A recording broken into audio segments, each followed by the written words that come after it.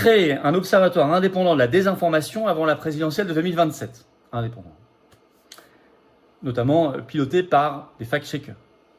Renforcer les moyens de l'Arcom. Financer davantage la recherche sur les phénomènes de manipulation de l'information. Imposer aux plateformes des réseaux sociaux des obligations plus strictes en période électorale, pouvant aller jusqu'à la suspension temporaire de certains mécanismes algorithmiques lorsqu'ils amplifient massivement la désinformation. Et je vais vous lire ensuite un extrait. Il demande explicitement l'invisibilisation de certains opposants politiques. Je continue. Faciliter les poursuites contre les auteurs de fausses informations. Qu'est-ce qu'une vraie information ou une fausse? C'est eux qui décideront. Poursuite judiciaire. Créer une CJIP, convention judiciaire d'intérêt public pour certaines infractions cyber. Améliorer l'identification des auteurs de contenus illicites sur les plateformes étrangères. Créer une infraction lorsqu'une plateforme supprime illégalement un contenu d'un média. Il faut protéger les médias traditionnels. Étendre la responsabilité lorsque des atteintes seront causées par une IA utilisée avec négligence. Faire évoluer la réglementation européenne, car ils estiment que le DSA va pas assez loin. Le rapport considère que le règlement européen DSA reste insuffisant. Il recommande d'inscrire une définition juridique de la désinformation au niveau européen. Distinguer clairement désinformation, malinformation et autres troubles informationnels. Des troubles informationnels. Retenez bien le terme, troubles informationnels. Classer les risques selon différents niveaux, faibles, élevés, inacceptables. Assécher le financement de la désinformation. Les sénateurs proposent d'empêcher que la publicité finance des sites diffusant de la désinformation, responsabiliser davantage les intermédiaires publicitaires. Donc là, ils veulent assécher tout ce qui est en réelle opposition contre le pouvoir, financièrement. Ensuite, rééquilibrer les rapports entre plateformes et médias, parce qu'ils estiment que c'est maintenant trop à l'avantage des réseaux sociaux, il faut rééquilibrer dans le sens des médias traditionnels. Imposer davantage d'obligations à des plateformes comme YouTube, TikTok ou Instagram. Favoriser la mise en avant de contenus d'intérêt général. Appliquer rapidement le règlement européen sur la liberté des médias, EMFA, qui est un enfer. Alors écoutez, je vais vous lire la page 9. Écoutez bien. Ce sont les 3 premières recommandations du rapport. Écoutez bien chaque terme. Vous allez voir, on est dans le fascisme pur.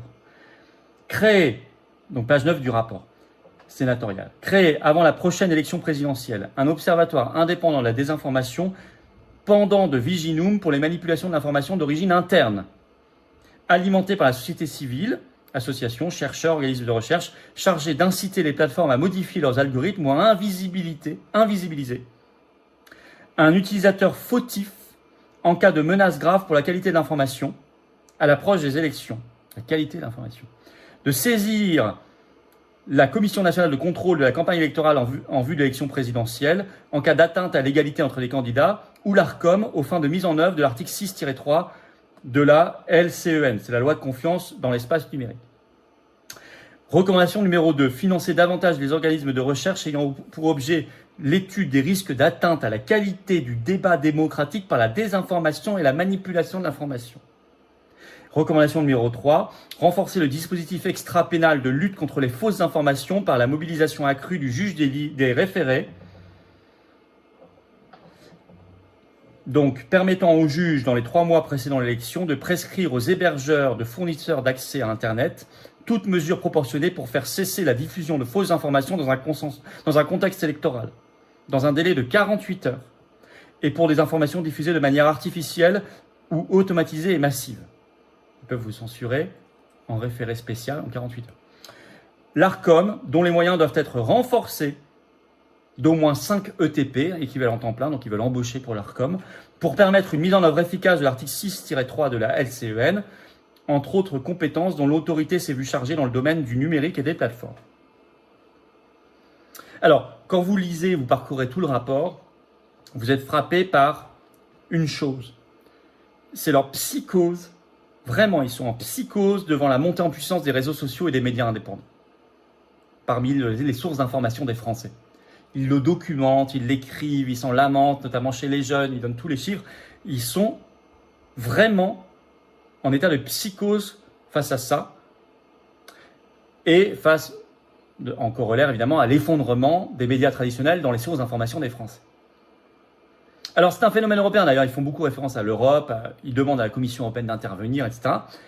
Au même moment, vous avez en Allemagne quelque chose qui va dans le même sens. Dépêche AFP ce 12 juillet, le président allemand, je cite, estime qu'il doit désormais être une garantie de démocratie contre l'AfD, le parti pro-Dexit souverainiste allemand, Alternative für Deutschland. Je cite un bout de la dépêche AFP. Frank-Walter Steinmeier, donc le président allemand, a déclaré à la télévision publique allemande que le président fédéral ne pouvait plus planer au-dessus des partis, mais quand les électeurs votent massivement contre le système démocratique. Normalement, le président allemand, c'est le Premier ministre, c'est le chancelier qui gouverne en Allemagne. Le président, il a vraiment un rôle, il inaugure les chrysanthèmes en quelque sorte, et puis il a un rôle d'arbitre au-dessus, il n'intervient pas dans le débat électoral. Il vient lui-même de dire que ça va changer. Si vous votez pour l'AfD contre ce qu'il appelle le système démocratique, j'interviendrai. Comment ? En annulant l'élection à la roumaine, on ne sait pas, mais ça n'est pas très rassurant, parce qu'il sort de sa prérogative constitutionnelle. Mais c'est tout à fait la même logique que le rapport français, hein, vous avez compris. C'est européen, c'est européiste. Comme ici, en fait, on crée comme en Allemagne, on crée le concept d'ennemi de l'intérieur. Là-bas, c'est l'AfD. Donc, qu'est-ce que ça permettrait tout ça ?